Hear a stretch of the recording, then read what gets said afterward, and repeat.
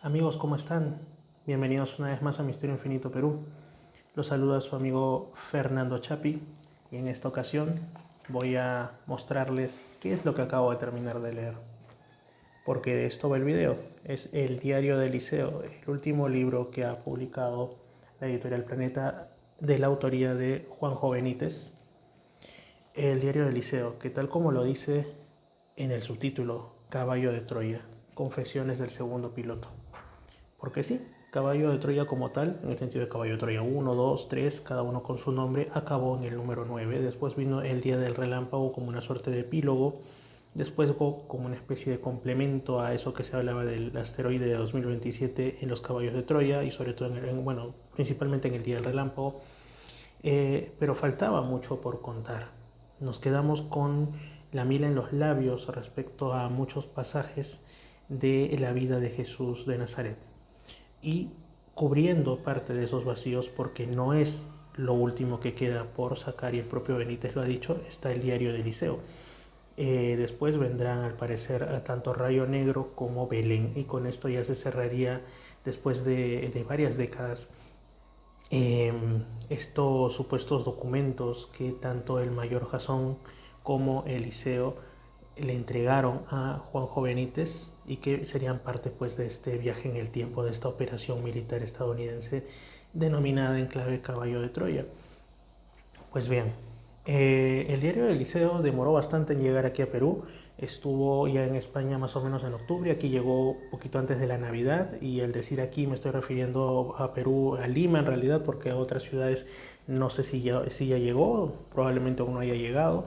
Yo estuve por la ciudad del Cusco, que es una de las principales ciudades de aquí de Perú también, así que las cosas se supone que llegan ahí bastante rápido. Estuve por ahí hasta entrado el mes de enero y no estaba el libro todavía en una cadena importante de ahí, así que es de suponer que quizá no haya llegado. Bueno, pero no solo por esto me demoraba en hacer el video, sino porque el propio libro entraña, para quienes hemos estado acostumbrados al estilo de Caballo de Troya, una cierta dificultad en su lectura. Y al decir una cierta dificultad no estoy hablando de que sea particularmente complejo, intrincado o que use un lenguaje muy rebuscado, sino al choque de estilos.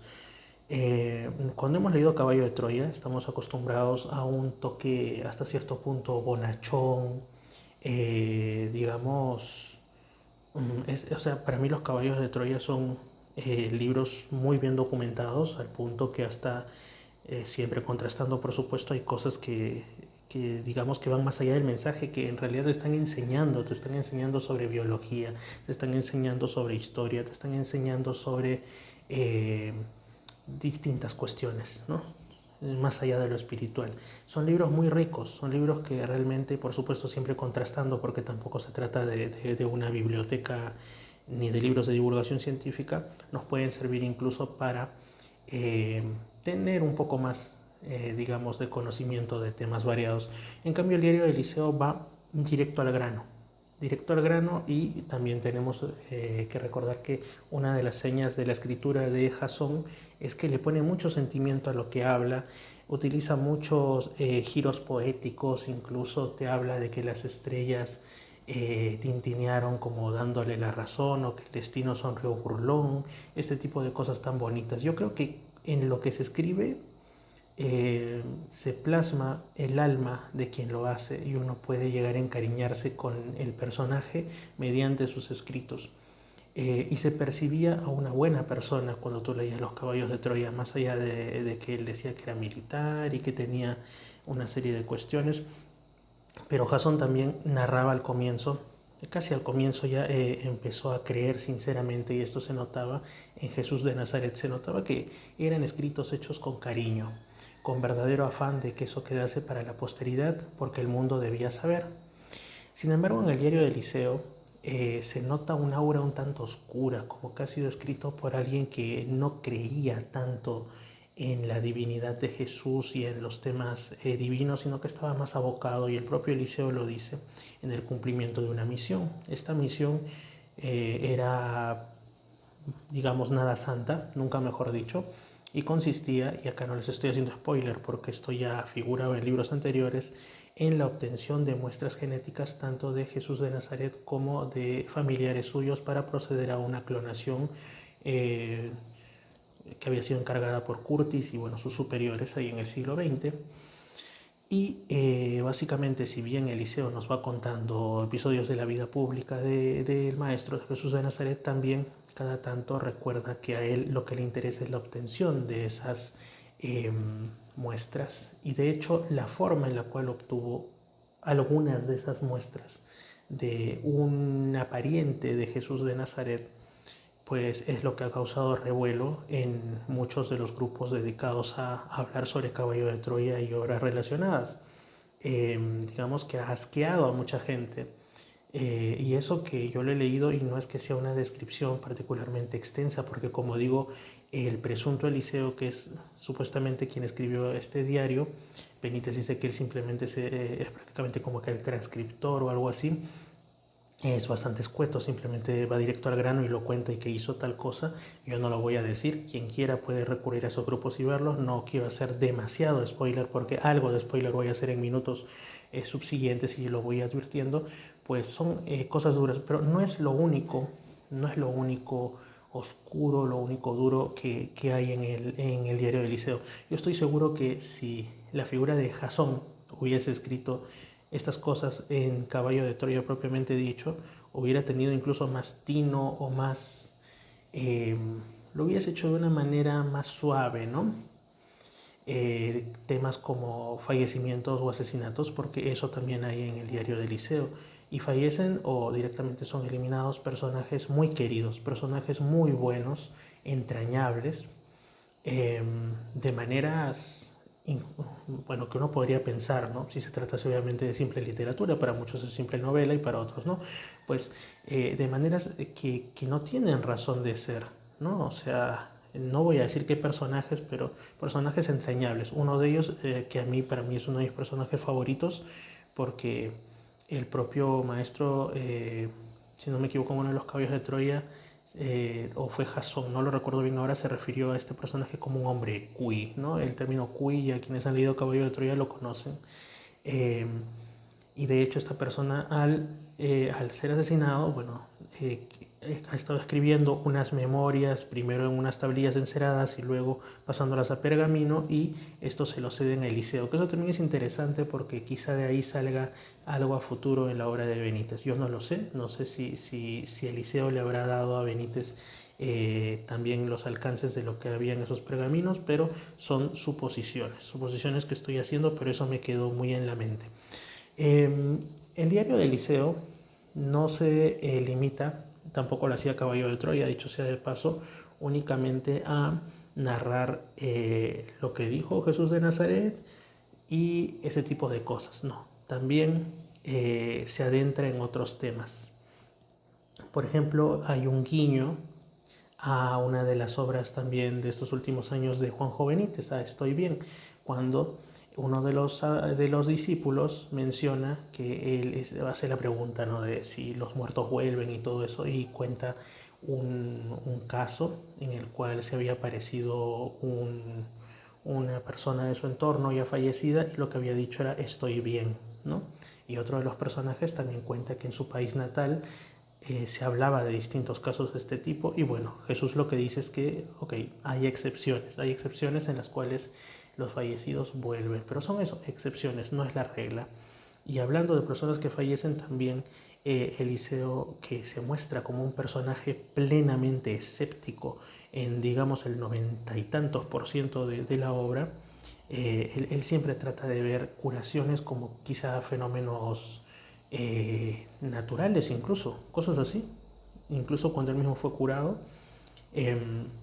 Y eso sí, llega a comprobarse que varios de los, digamos, de las resurrecciones atribuidas a Jesús de Nazaret, que le había resucitado a tal o cual persona, fueron simplemente casos de catalepsia, ¿no? O otros casos así, que digamos que un poquito, como se diría hoy en el argot de YouTube, debunker, ¿no? Como que Eliseo es un debunker, como que está a la casa de lo que parece, digamos, milagroso y todo esto para decir no fue así.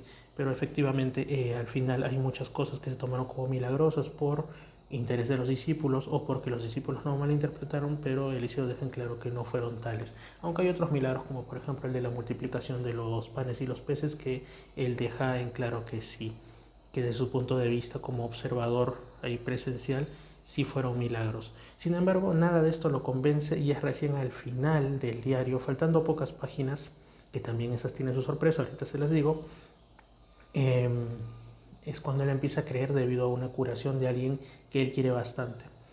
Y sí, el libro acaba con él renunciando a su misión, no les voy a decir de qué manera, pero aceptando que Jesús es su Dios y su Señor y que él tiene la dicha de poder haber estado ahí, ¿no? Se convierte casi al final.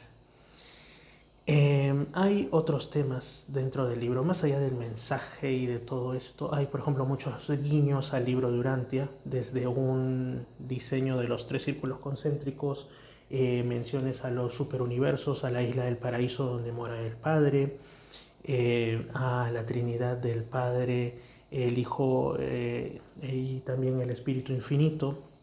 Eh, y bueno, algunas otras que ya ustedes las irán encontrando. Estaba pensando en decirlas ahorita, por eso estaba un poquito dudoso, pero mejor es que ustedes lo descubran.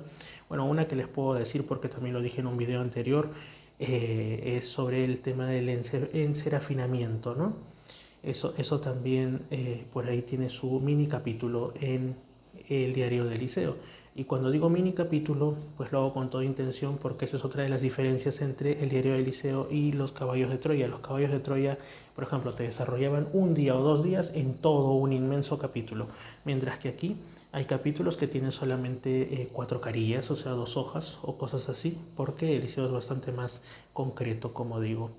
Y bueno, es un libro que, por ejemplo, tiene sus curiosidades, como por ejemplo la referencia a un ser que parece tratarse de, bueno, no dicen al final de qué se trata, pero que tiene toda la pinta de ser por ahí un chupacabras o uno de estos críptidos extraños que llega a ser visto por Eliseo. Por ahí uno de los discípulos en alguno de los momentos dibuja lo que a él le contaron que era un ángel y que tiene toda la pinta de ser un extraterrestre. Y hay otras cositas interesantes más por ahí, objetos voladores no identificados por doquier. Em, y en realidad quisiera contarles más, pero creo que sería como que... No, sería quemarles la película. Ya, yo hace un rato mencioné también que en las páginas finales hay otra cosita interesante, y es que en los últimos mini capítulos, quiero que estén atentos a esto, no les voy a hacer spoiler de los últimos mini capítulos, pero más o menos desde la página 750 y tantos en adelante, hay una numeración en la parte final. Sospecho que puede estar relacionado un poco con el tema de Gog y Orgadol que también se mencionan en el libro. Eliseo dice que conoce, que sabe de eso, lo da por válido, aunque lo ve como algo lejano.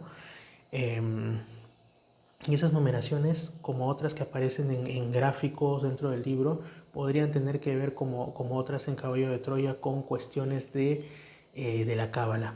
Yo de eso no sé nada, pero sé que hay personas dentro de los grupos en internet que hablan de Caballo de Troya y todo, que están dando sus hipótesis sobre esas numeraciones.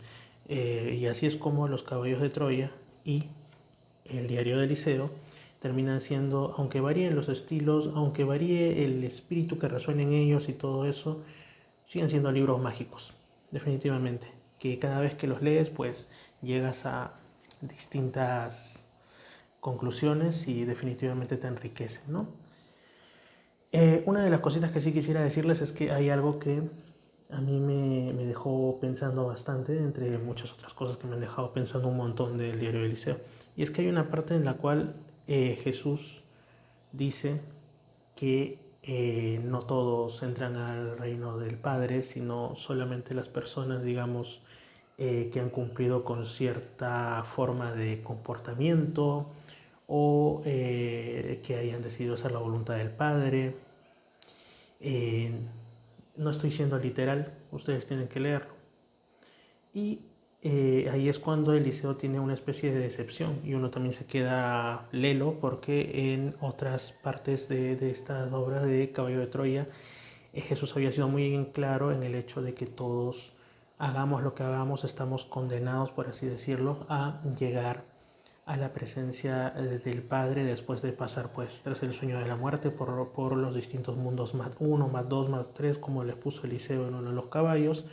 Y esta era una cuestión que le chirriaba mucho, porque yo estoy por ahí en algunos chats muy interesantes, a lectores, por ejemplo, del libro de Urantia, en donde no se dice esto de que uno pues tenga garantizada, digamos, la vida eterna ni nada de eso, sino que depende de que te lo ganes, por decirlo de una manera muy, muy simplona.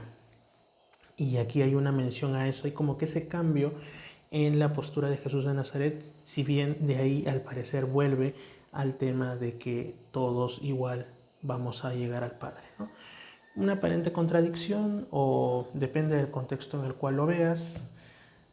Lo cierto es que el diario de Eliseo, a pesar de ser, como digo, más duro, más seco, no deja de ser un libro enriquecedor, y quedamos a la espera de Belén y de Rayo Negro. Este video ha sido un poquito extenso, pero he tratado de ser lo más así para no hacerles excesivo spoiler. Espero que sea de su agrado, y con el diario de Eliseo aquí a mi lado, saludos para todos. Un abrazo desde Misterio Infinito Perú y gracias por seguir el canal. Nos estamos viendo. Estáis viendo Misterio Infinito Perú. Ya que chucha no en la televisión, pero al menos en